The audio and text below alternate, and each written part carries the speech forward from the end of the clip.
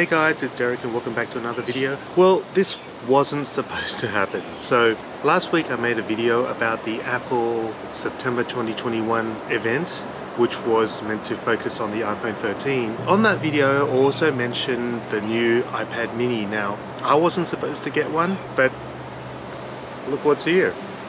Now it's super windy out here this afternoon, but this is the release date of the iPad mini generation 6, and this is the 256GB iPad mini, which is Wi-Fi only. As tempting that it would have been to have had a 5G enabled iPad mini, I've also ordered a screen protector for this thing, which is not going to come for a little while. They had none available at the store that I bought this from today. Just a shout out to JB Hi-Fi. This iPad was not available at the Apple store today via delivery. You could get it, but it would be like the 25th of October, and clearly I can't wait that long. I could have gone to the store, but I don't like to go do click and collect right now. So JB Hi-Fi actually was able to deliver this in 4 hours for $5 extra.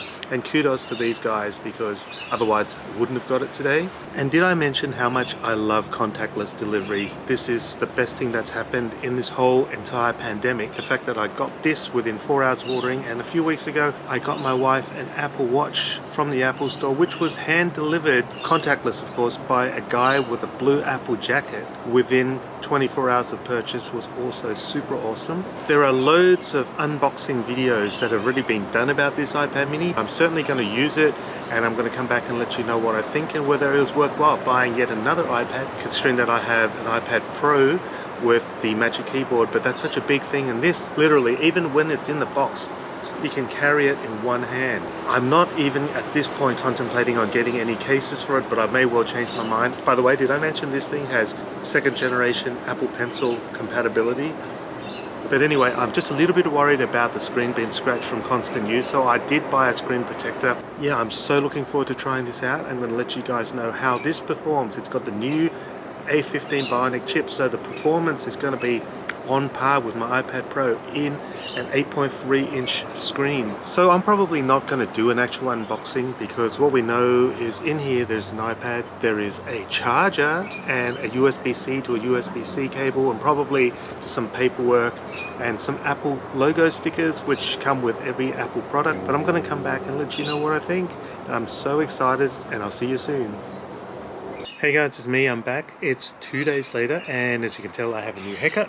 So I just thought I'd give you my initial thoughts about the new iPad mini 2021. So after a couple of days of use, do I recommend this iPad? Well, it really depends on what your uses are and how familiar you are with your iPad. I have with me today the iPad 12.9 inch with the Magic Keyboard, and I have the iPad mini. So this is Starlight. Don't know how well you can tell the color of that. It's the 256GB non-cellular, which means the Wi-Fi only version. As I alluded to in a previous video, the reason I got the Wi-Fi only version is because I don't want another 5G data plan, even though 5G could be a game changer for people who do a lot of stuff on the road. At the moment, I've got a crappy old screen protector on it. I'm waiting for a tempered glass one to arrive from eBay, but it's going to take a few weeks. I'm just not so confident that with a big screen like this that you want to be, especially when you use this. And the good thing about it is you can actually use the second generation Apple Pencil, and it clicks right on. Yeah, it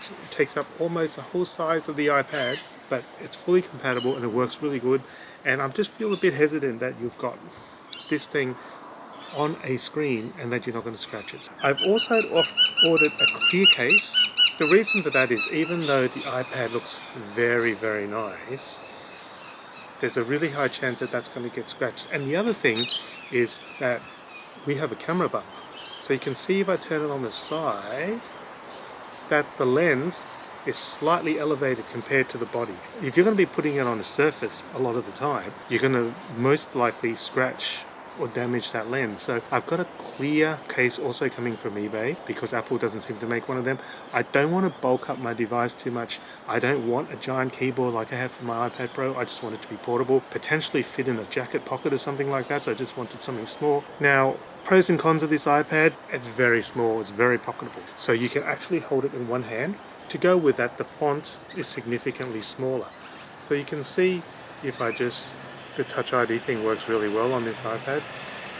And you can see, if I go to like the App Store, it's very easy to see. but the font is significantly smaller, as you would expect, compared to one of the bigger screen. And if you got issues with your vision and you have trouble seeing really small characters, you can change the accessibility settings on this, but you may want a bigger screen. If you're also the type of person who spends most of their time consuming video, for example, if you're watching a lot of Netflix and that's your primary use of the tablet, or if you're doing a lot of editing, photos or video, you may want the bigger screen real estate.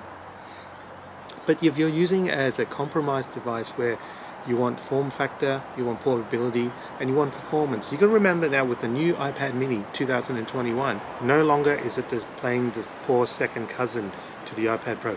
It comes with a Bionic A15 processor as well. So you're not getting a significant drop in the performance, and that's the really awesome thing about this iPad mini. I would never have bought it if the processor was 2 generations behind my iPad Pro. This little mini iPad now comes with USB-C. So although the maximum storage of this thing tops out at 256 gigabytes, and in fact you can only get 64 or 256, it's now very easy to connect external drives, copy large videos from your external SSD drive onto the iPad mini, work with it, and then take it back off without significantly taking up any of the storage space on your device. Performance-wise, I've not noticed much of a difference, and to be realistic, like most of us who use iPads won't really be able to tell the performance difference between the top of the range iPad and the cheapest version of the iPad because they're so great. And you know, when the first iPad came out, it was actually one of the times when I was most excited about tech. In fact, I was more excited about the first iPad than I was with the iPhone, because it was just like a mini computer in your hand, and it was absolutely awesome. And I still remember how excited I was when Apple first announced the very first Apple iPad so many years ago. Are there any cons of this device? Well, basically, just to sum up, if you're into bigger screen real estate, if you've got issues with your eyes, this may not be the right one for you. If you do a lot of consumption of video, this may not be the most ideal thing. 256 gigabytes, as I said, it maxes out, but that's overcome by using external storage. The processor is as good as all the other iPads, so that's no longer an issue. It has USB-C, it has Touch ID, which in this day and age is actually a good thing, because if you're out with a mask, Face ID does not work. Well, it does. It works in that it allows you to unlock your device, but you can't actually use Face ID to unlock any of the apps and so forth. The cameras are not as good as the iPhone, and nor do we expect them to be, and not many people walk around taking pictures with this thing. I've seen a lot of people who hold our tablets up and taking selfies, and it kind of looks a bit ridiculous. But if you need to, the rear camera has 4K video. It's able to shoot in 12 megapixels. The front one does not have 4K video, only shoots in 1080p. So if you're going to be a vlogger, for example, using the front camera, it's not going to be as good. But as I said, nobody really walks around with an iPad doing vlogging. Now, in terms of battery life, with a smaller device, the battery life is going to be less. And I probably get a really long use out of my iPad Pro without having to charge. And I've used my mini for a couple of days now, and I haven't watched any video. I've done a lot of apps, I've done a lot of other stuff, and it went down to about 60%. So yes, you can theoretically get 10 hours or so of video on this thing. Most people are reporting about 6 or 7. Not many of us are going to be watching stuff for that long without access to a charger unless you're in an aircraft. And if you are, you could always use an external battery pack. But I've had no issues with the battery life of any of the Apple products in reality. So I don't think that's going to be a huge influence on which one to get. Apple Pencil version 2 compatibility is awesome, and you can use it for editing in LumaFusion, which I use regularly. You can use it for Photoshop, and you can use it on things like Procreate. You can use it to make notes. And one of the things that are good about an iPad of this form factor is you can take it with you and you can take notes on it, and you're not carrying this big thing. When you're out and about, this tablet and its dimensions with the 8.3-inch screen is designed so you hold it vertically rather than horizontally. This may make this device a perfect social media companion. Instagram, when you use it on tablets, it shrinks it down, and I'll demonstrate what I mean by that. Horizontally it looks weird, right? You look at that, Instagram looks weird. When you put it vertically, it doesn't automatically take up the whole screen like it does on an iPhone. However, you can enlarge it to fill up the majority of the screen, and that's perfect for social media if you want to consume social media, or if you want to post, if you want to interact with other people on social.